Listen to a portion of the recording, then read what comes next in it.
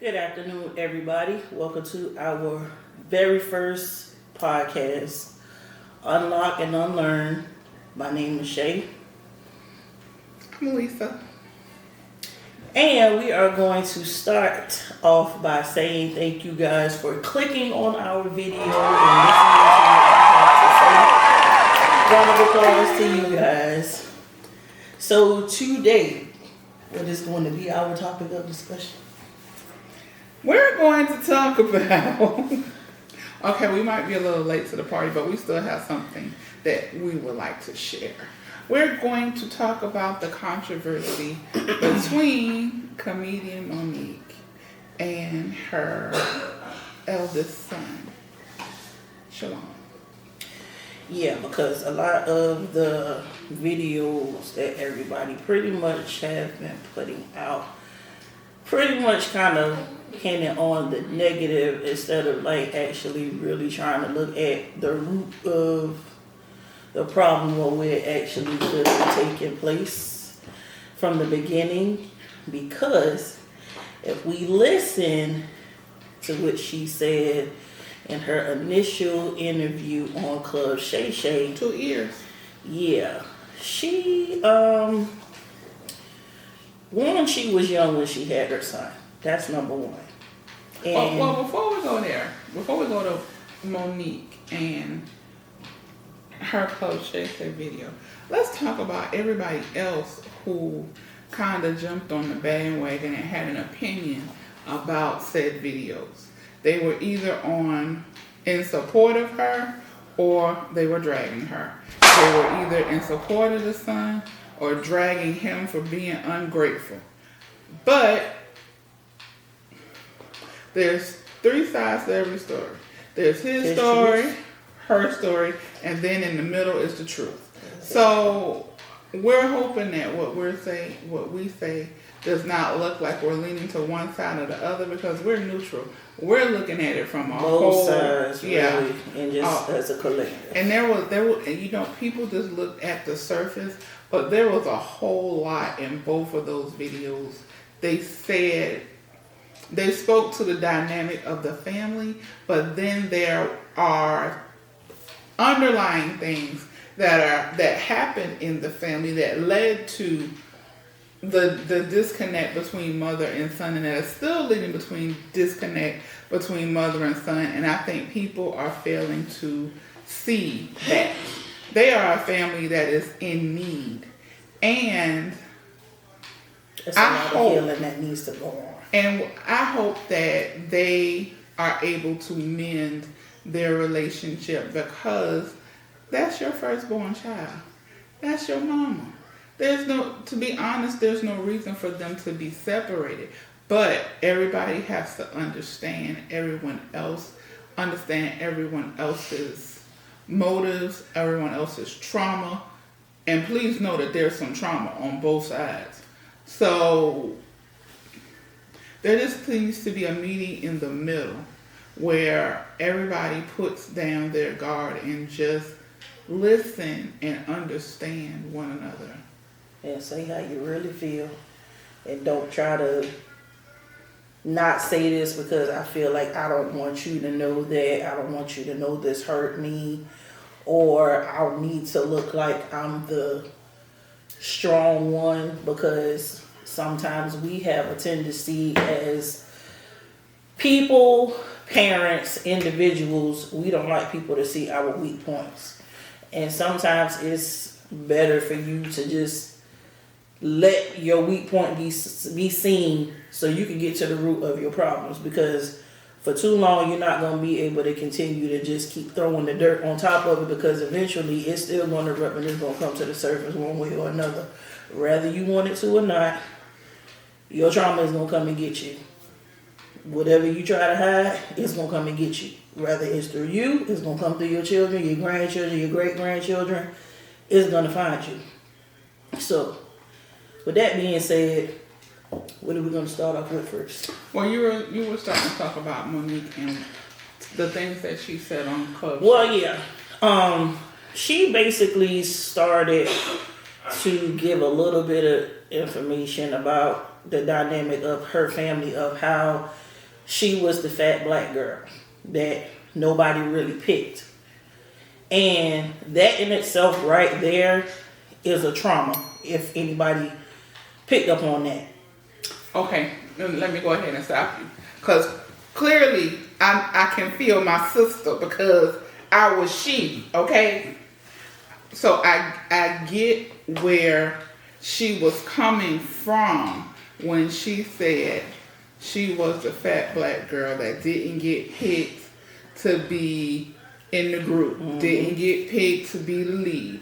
She was on the outside of the door, knock, knock, knocking, trying to come in, but they wouldn't let her. So what did she do?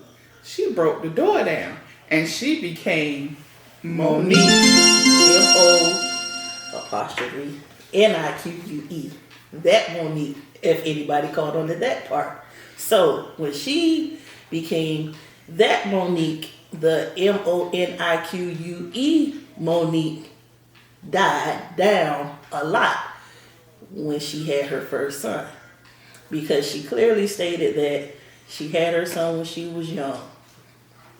And while she was trying to pursue her career, she wanted everybody to know her. She was out here trying to get it.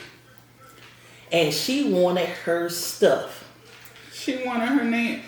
I used to watch, look, you don't even know this, but I used to say, one day my name is going to be in lights. Nobody knew that I used to say that, but I used to think, I said, one day my name going to be in lights. And one day, I'm pretty sure that's probably going to happen some way, somehow. We're going to be in some lights. But check it. So, her need to be known, because that's what she said. She wanted people to know her. Who she was. To know who she was. Why did she want people to know who she was? Because she was ignored. That will create that created in her that beast that went out there. I'm not saying she's a beast, but that beast within that went out there and stood before the world and told those jokes, became that actress, that multimillionaire, because of what she went through when she was a child. And people say kids these days are, they're little punks, they're a little soft because, back in the day, life was really hard. But things that people say to you when you are a little kid, you don't forget. Yes, that impacts you greatly. I still remember a 7th grade science teacher in New York City called me stupid because we were having a conversation. I think we were having a conversation about genetics. And I think I don't know, however I answered the question, it was wrong. It was wrong. Supposedly. And so, I was holding up my hand. It was like one of those questions like, lift your hand at so-and-so. And so she looked at me and she's like, well, no, that's not the answer. And I'm looking around like, who's she talking to? She's like, I'm talking to you, stupid. Oh! The nerve of her. But I look, how many years later? Over 40 years later, I still remember that. And look, and that created in me a drive that she was never going to call me stupid. Well, first of all, I was in the school for the gifted and talented, so number one, I wasn't stupid. Exactly. But I made sure that nobody ever was able to do that again. You will never call me stupid. That's right. So it's like the words that people tell you, they have an effect on you. So her being locked out and wanting to get in had that effect on her so much that her drive drove her away from her son, because all she could see is, I want to be seen. But let me not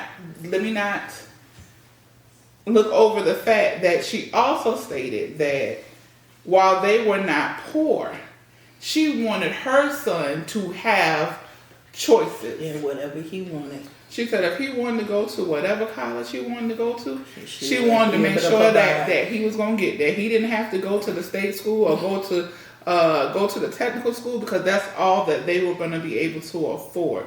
So she had two drives. One was to be known, and the second was to make sure that her child had choices.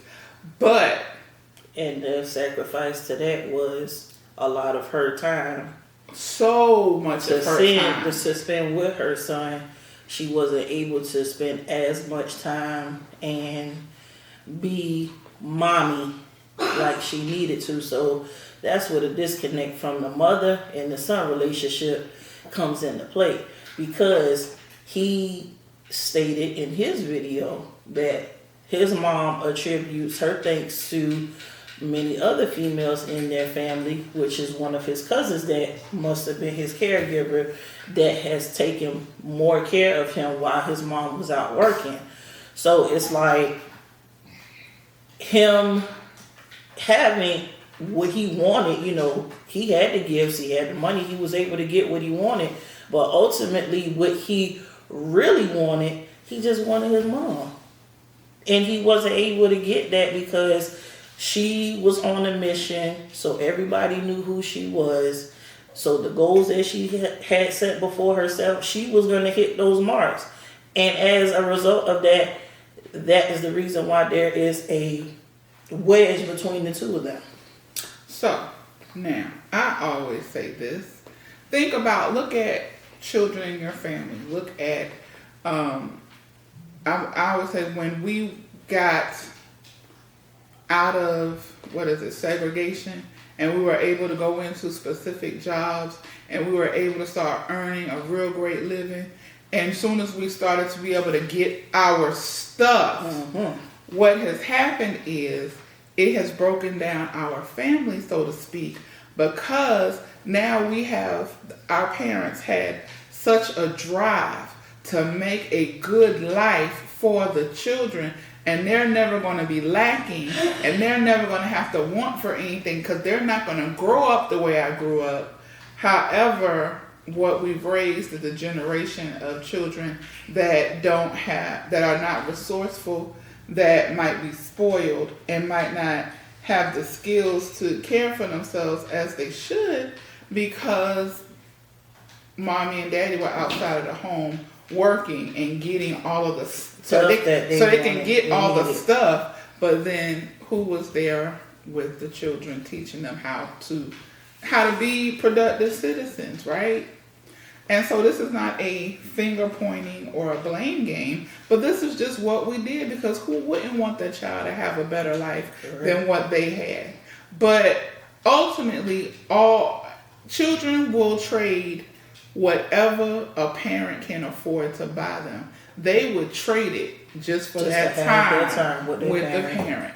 But the parent just remembers it's trauma. It's trauma. All a parent remembers was how bad it was for them, and how they don't ever want their children to have to go through those type things. Yeah. And so that puts the drive in them to go out there and work hard. But in that working hard, sometimes they go too hard, and there's no balance. And they end up replacing their love and affection with stuff. And the children don't even care. I mean, you can give them the world. You can give them all kind of toys, and they'll play with it for a minute, and the next thing you know, that thing is broken in the corner. But what the time and attention that you give them, that stays with them forever, because they're always going to remember a story that you told, or they're always going to remember a moment with you, but they're not necessarily going to remember all that stuff that you bought. So was she wrong? No. Here's the other part. When she got older and she knew better, she did better. But unfortunately, it was too late for Shalon. Y'all, it's a commercial that plays all the time, and it shows how a parent is when they have their first baby versus how they are when they have their second baby. It's like the first baby, they are overzealous, they don't know what to do, they are frantic because they've never been a parent before and they don't know. But then by the time they get around to the next kid, the first kid was like their tester, right? So now they cool and they mellowed out, because it's like, okay, I'm a pro now, I've done this before. So the younger children get the better version of the parent, or they either get the better version of the parent, or they get the version of the parent that's tired and worn out. Because I'm the youngest of 5. So I always said by the time they got to me, they was tired of running after children. They was tired. Look, I said my mama was tired of naming kids because I didn't even get a middle name. We're going to talk about that later. But, so it's like, I don't want to say I was left to my own devices, but let's just say I had no curfew, but I wasn't a wild child. So I knew to be home early. I knew to be home at a certain time. But my thing is, I had so much freedom until I had freedom and then I did. This is not about me, but this is what I'm saying. There are 3 kids before me. Basically 4, but 1 passed away when he was a baby. But 3 kids before me that really put them through the test, right? So by the time they got to me, it's like, shoot, let her do what she wants.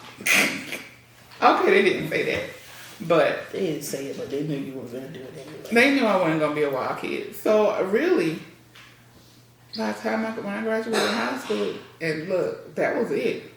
Like I said, no curfew. I did whatever I wanted to do after that. But so to say, unfortunately, her younger children are probably getting the time and attention that Shalon wished he had. And I will say this, and I have to, because myself not going to let me not say it.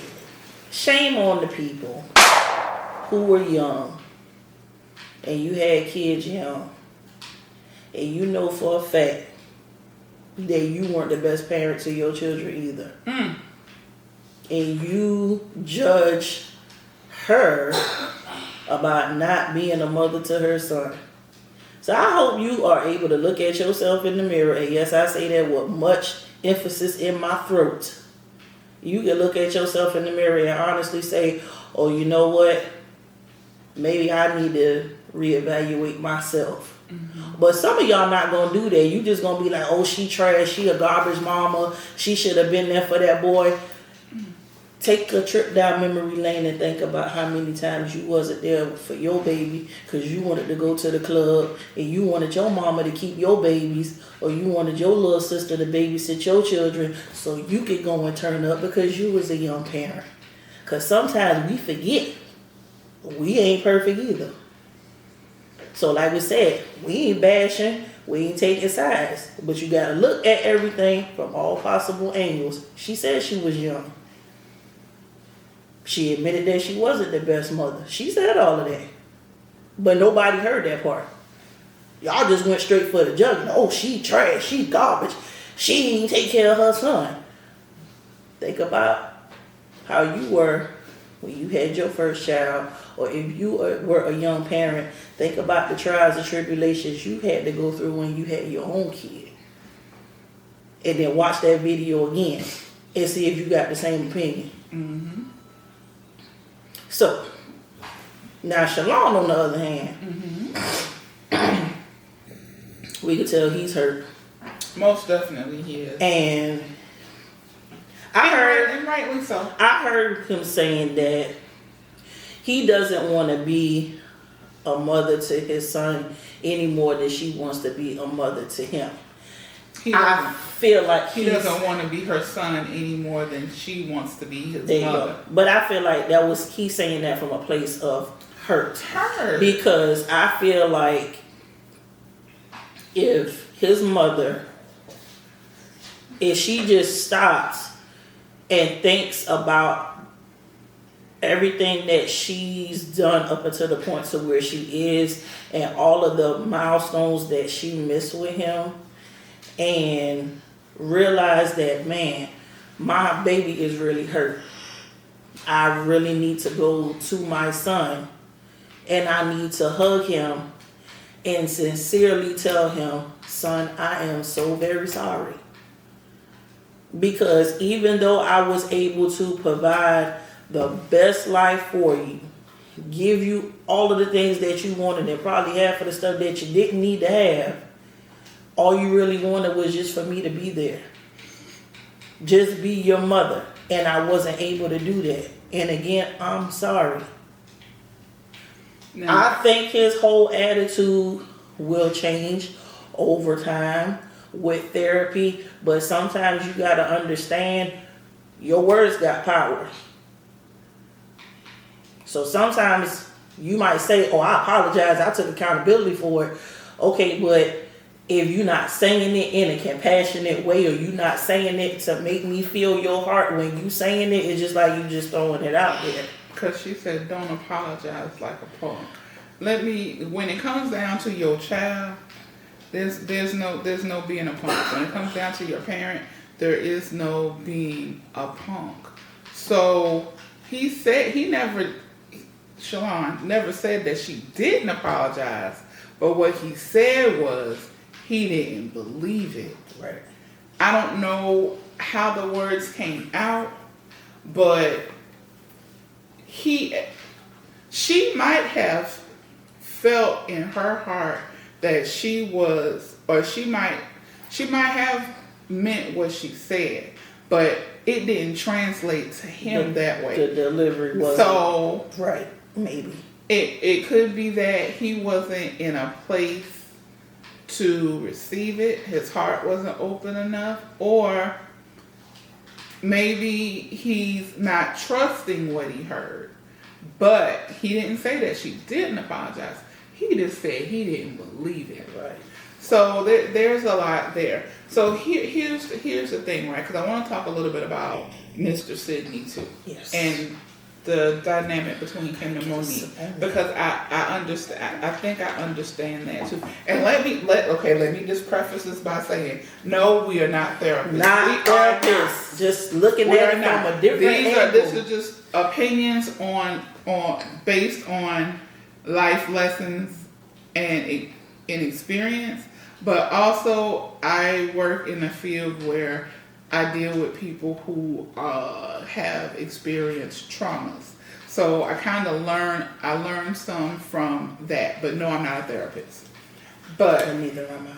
Just life experience. So Shalon, Monique said it herself that when she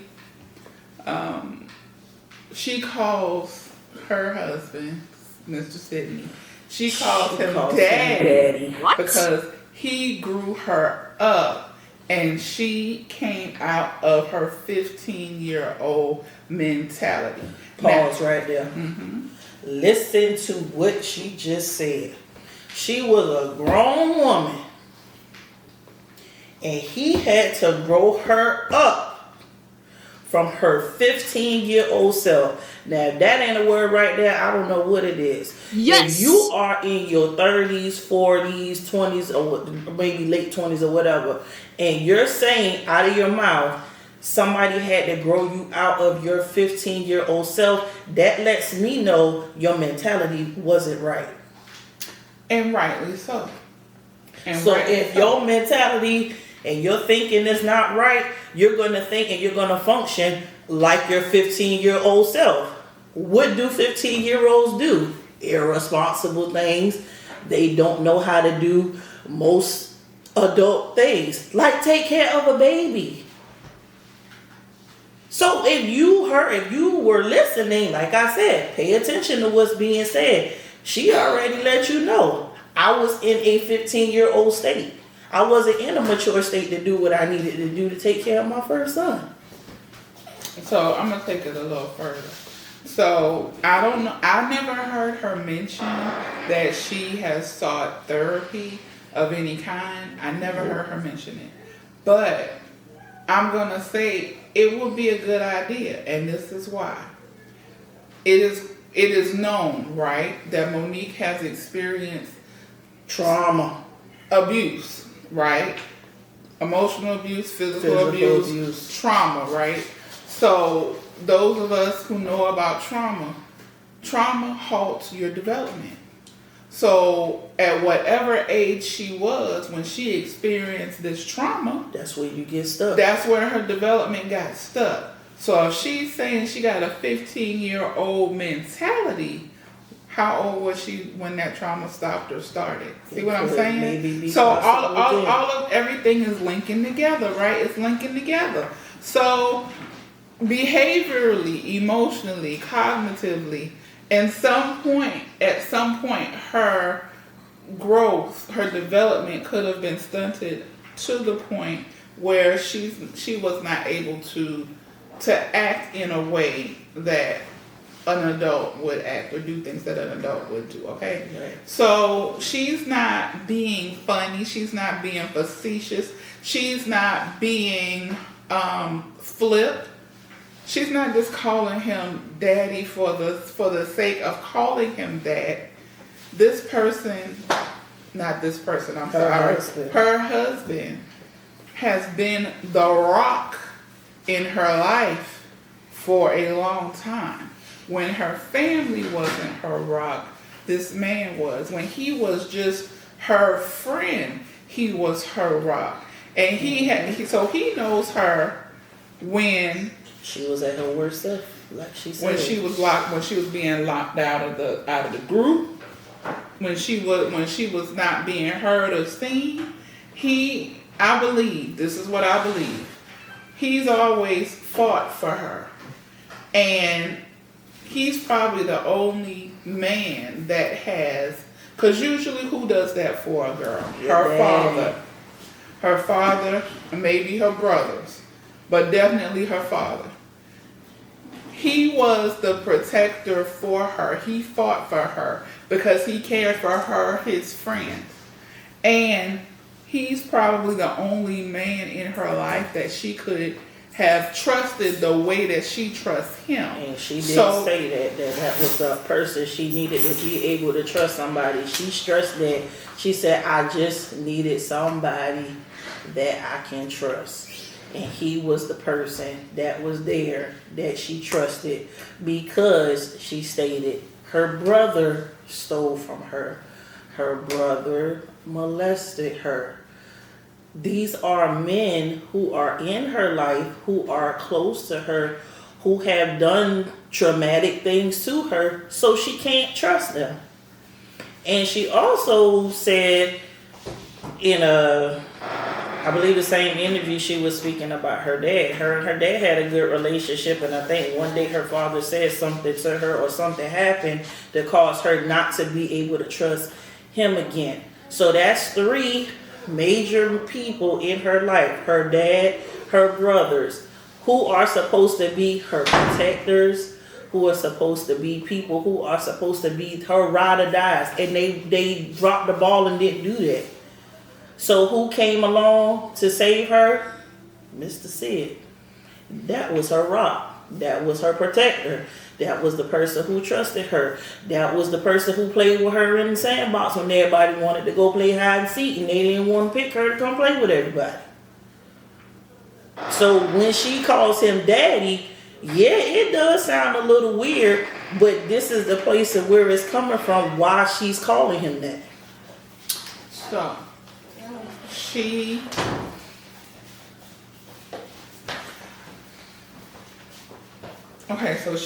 calling him that. She's referring to him as daddy. And so he's her protector.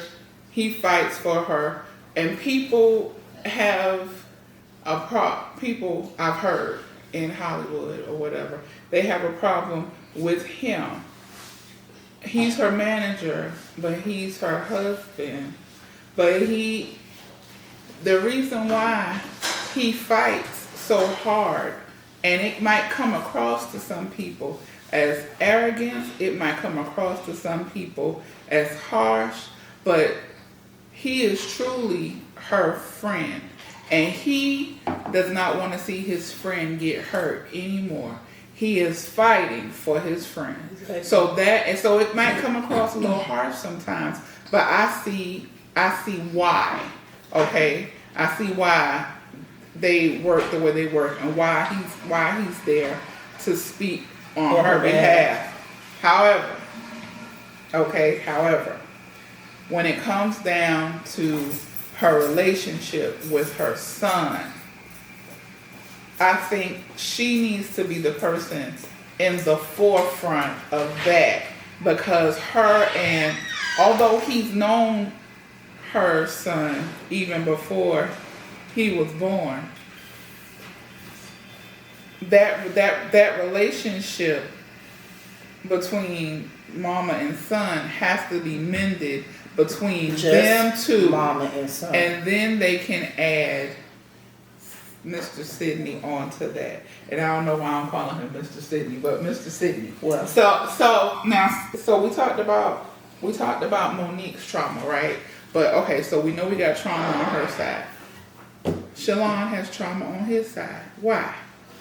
Because he got trust issues. Number one, you can tell. He's still a kid, right?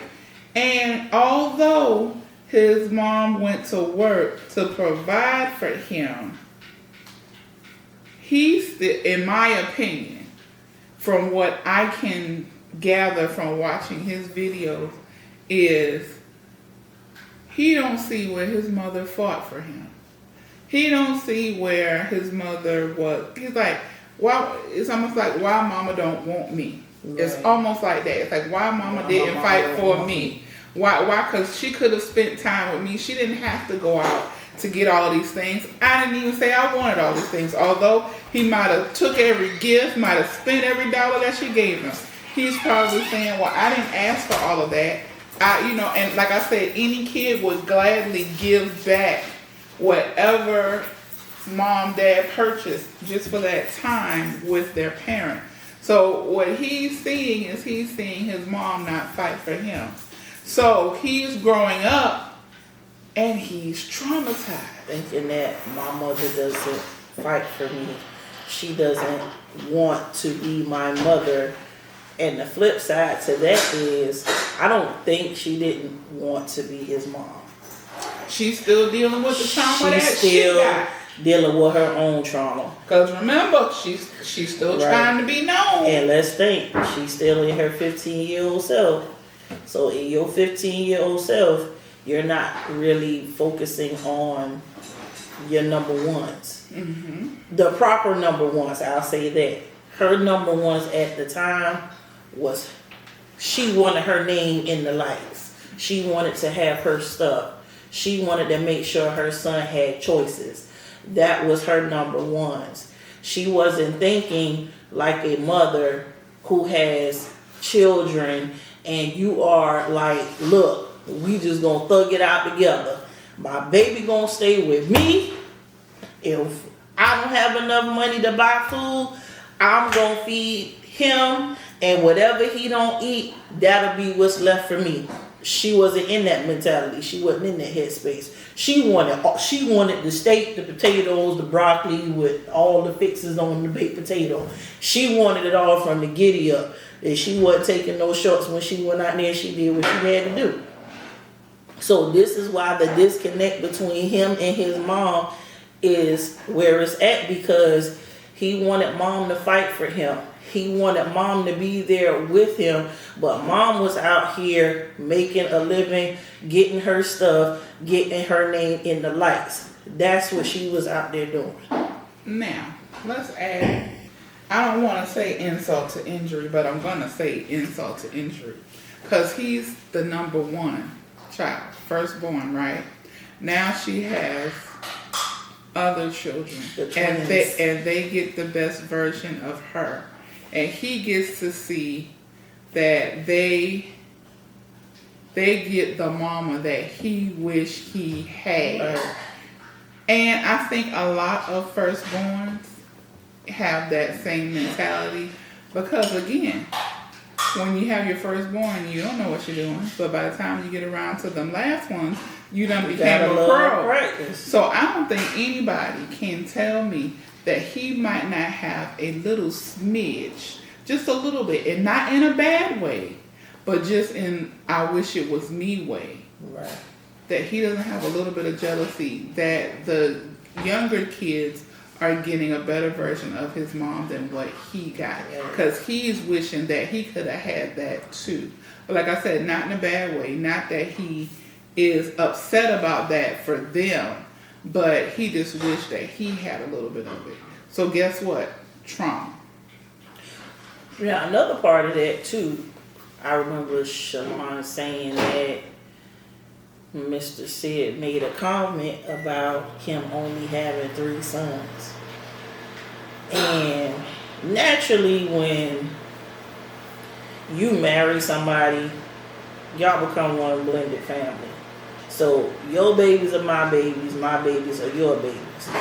And Monique made the statement that, of course, he doesn't call you son because he's always been Uncle Sid to you. But that stops once you and him have become husband and wife, so that's now his stepfather.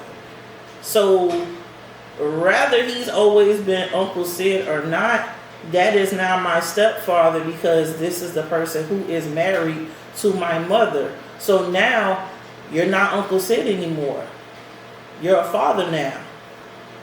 So I understand that he's probably hurt by that because he's like, here it is again. They're dismissing that I'm not here.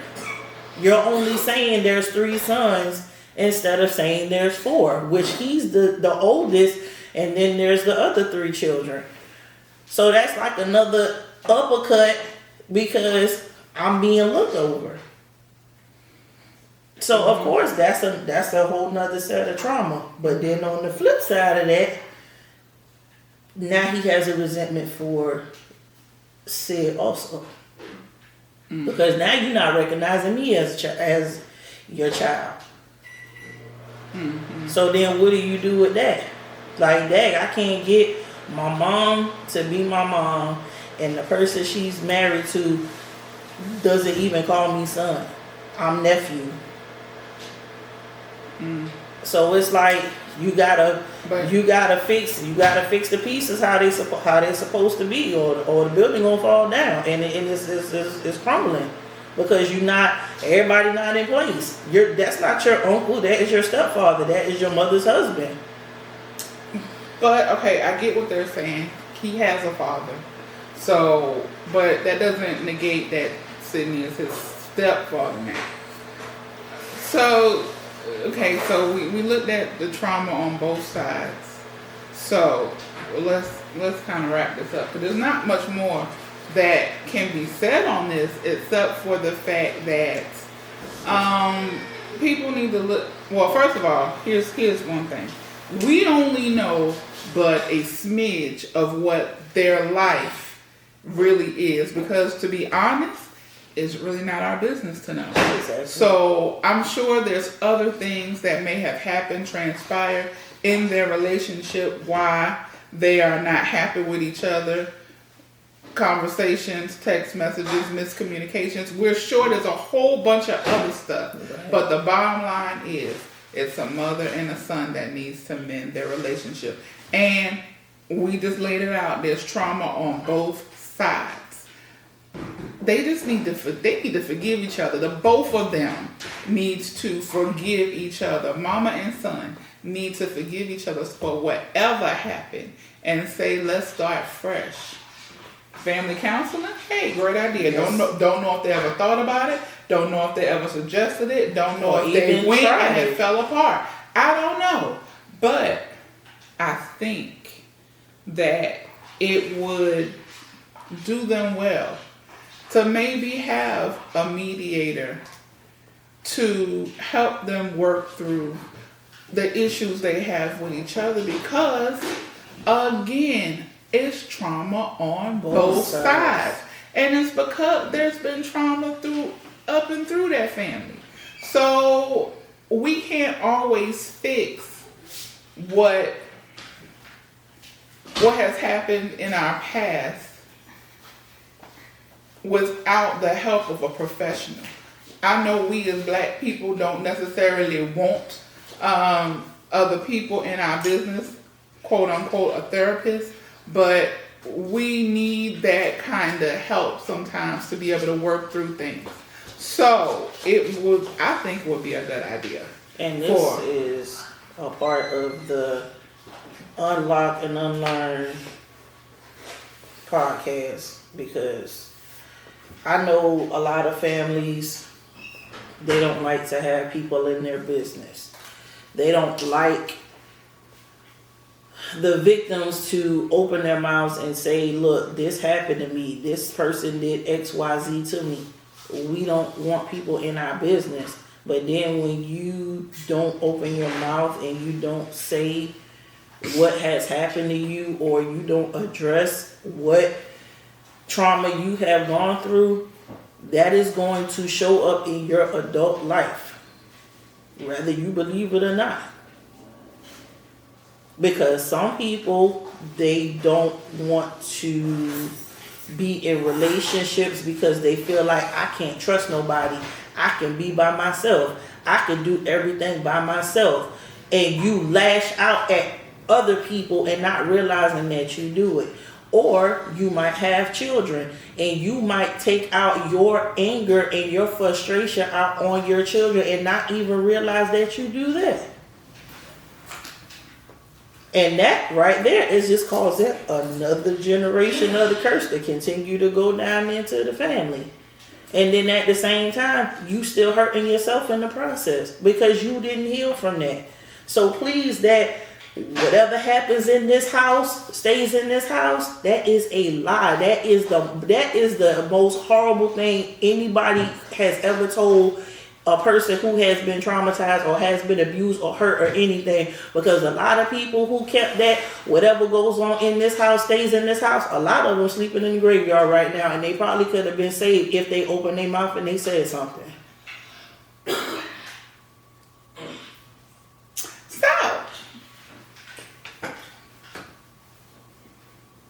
So I think we pretty much done with that. But I will say this, if you have children, it could be a daughter and a mother, it could be a father and a son, or a son and a daughter, and y'all are in the same situation, let that be a learning tool for you to look at that and be like, you know what, I don't want my child to feel like that. I don't want me and my parent to get them on that way.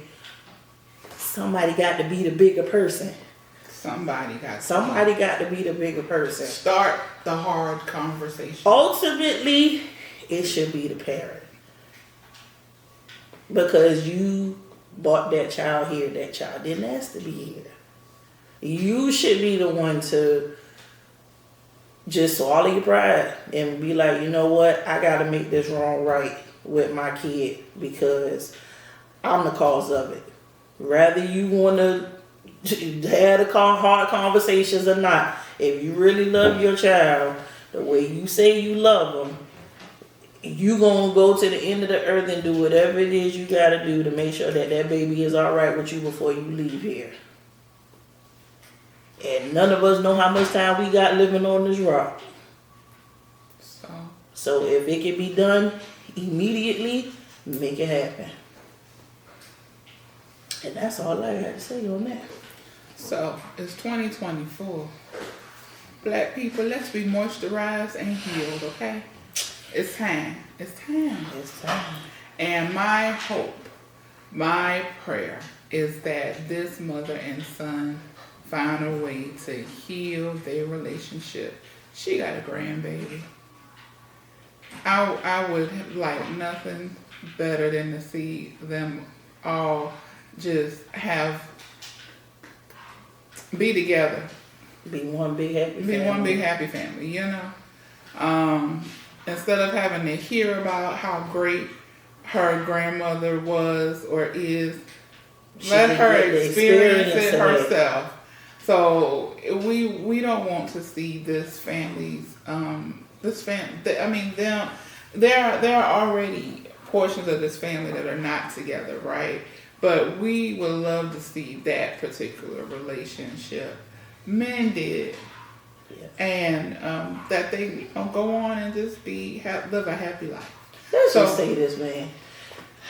Y'all, let's stop being messy in 2024. All right, we tired of seeing drama. Mm-hmm. We got enough going on in the world. Mm-hmm. Then always want the ratchetity to be the number one priority on our list of what makes our day. Let that mess go. Because at the end of the day, we all gonna need each other at some point in time, whether you want to believe it or not. Mm-hmm.